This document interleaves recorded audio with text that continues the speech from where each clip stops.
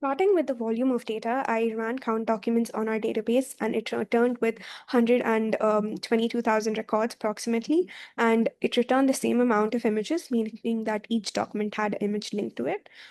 And our database was specifically focused on ray-finned fishes. And you could search by the search query, you could search by the species name, the common name, or the scientific name, or even by any name that appears in the or any word that appears in the description, and you would get a result set.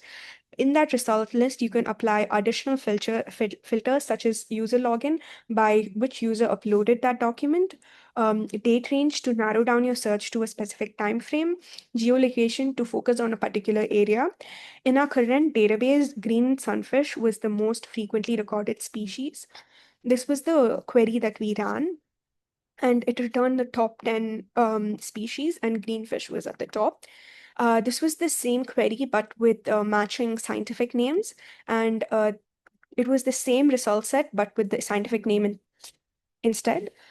And for the city within the US with the most number of recorded observations, we got the top 15 cities, and Orlando was at the top with 376 observations.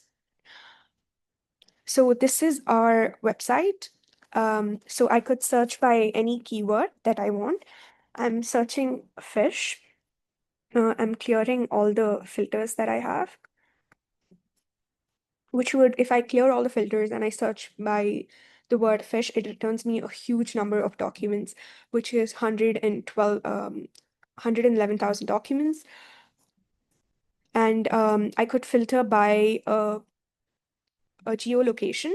So I'm going to choose Orlando, as it was observed as the city with the most number of recording observations. I could increase the radius as I wish, and the highest number returned is 1,214. I could reduce the radius to narrow down my results. So these are the results that are returned to me. I could go to a singular document, and that would give me the image of the document, the description, and all the details. And also, I could add comments to a document. And if I go back and I go to the same record again, blue spotted sunfish, the comment would appear again. And I could, on top of the geospatial filter, I could add other filters such as date. If I want to only get records after 10/12/2024, I could, and this would return me records after 10/12/2024.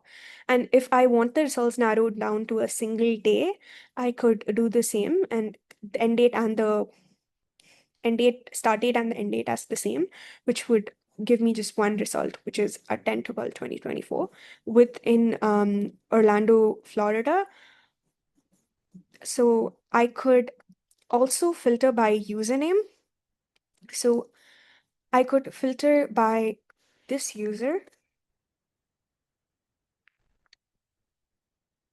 which returns me 4 records, which are uploaded by this user. I could also filter by part of a username.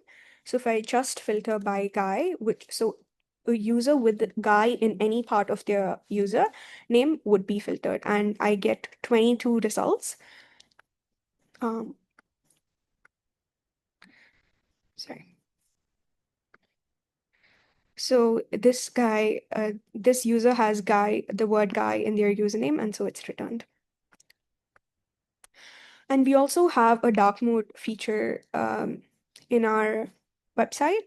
So if users wish to browse in dark mode, they could do that.